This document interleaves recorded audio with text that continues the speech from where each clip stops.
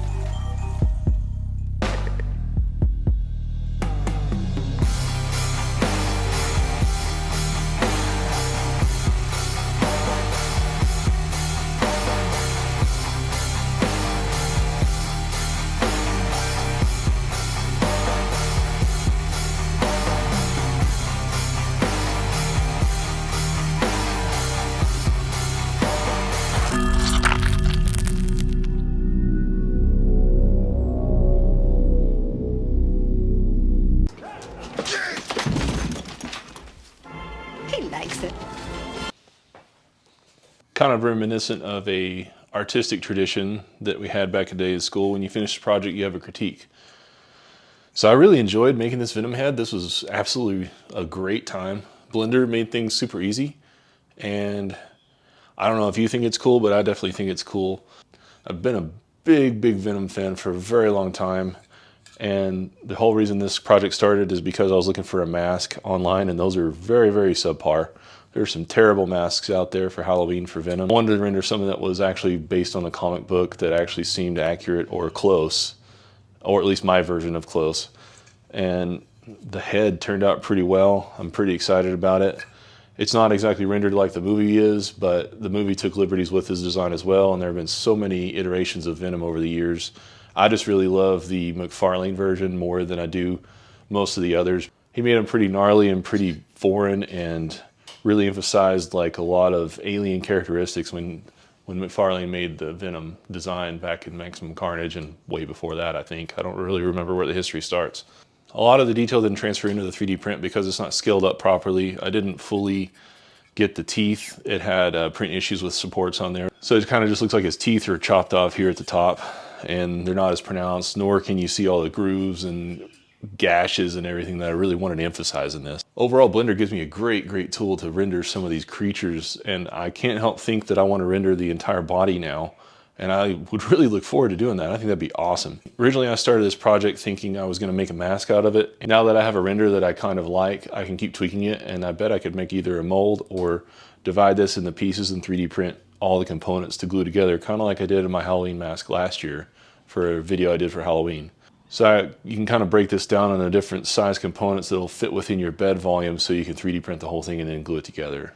So I may do something like that too, but I kind of want to keep working with this. It's tremendous what you can do with Blender and the organic shapes that you can get out of it. I can't convey how exciting this is to me to be able to do this kind of stuff and then 3D print it digitally and have it rendered in reality exactly the way I made it on a computer.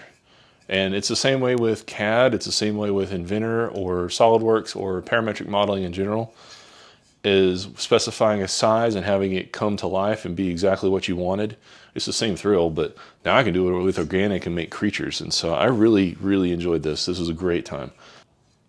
I really hope that it inspires you to pick it up and to try. And I can't wait to start combining these organic elements with the mechanical elements of other things that I've made and start making it all kind of combine and come together, because I think there's something truly beautiful to have in between those things.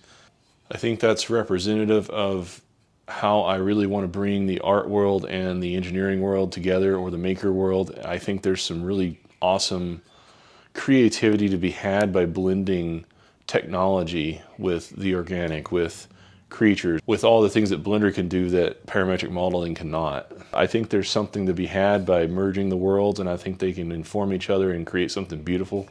And I know that's really heady, but I do think that there's something to be had there that's worthwhile. One of the things I want to convey on this channel is the bringing together of worlds, and like I said, with the bringing artistic with engineering, I think that all these things can come together and create something wonderful, and I think all these come together to help make you a better maker, help make me a better maker.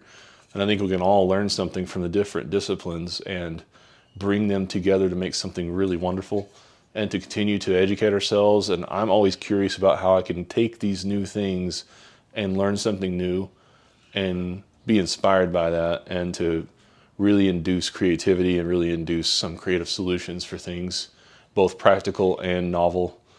And I think that that's an important thing to do as a maker, is to be inspired. One of the things people may not really know about how Blender works is that they define the nodes and the matrix as points in space, and that's mathematically derived. So one of the connections I make with art is that you can define something truly artistic with numbers. And so therein lies a connection within the world anyway. And all we have to do is realize that, and realize that math isn't scary, that it can create something really cool. And the only limit for that is your imagination. So I think that's something that is inspiring on its own. But I truly believe that math can be used in a lot of different ways. You might wonder why on my channel I have something about micrometers and then I skip over to do something about a saw and using tools. Well, all of these things combined can help make me a better maker, and therefore I think can help you be a better maker. Learning to measure, learning to use tools, learning what's out there, learning to set up a shop within your means and keeping money down just so you can be creative and have a place to create. I think that's very important. And learning to use all these different programs, bringing all these different things together to reinforce what it is that you want to make is very empowering, and it's something I want to embody on this channel, and I hope that people will find useful. And you can take certain things, cherry pick it, and use it to your own devices and find what inspires you, and that's what I want to help you find. Thanks for watching this video, and I hope you find something interesting within it, and I hope that Venom was inspiring, and I hope that you find something else that you want to go make now. Go try it out. Don't be afraid to try new things.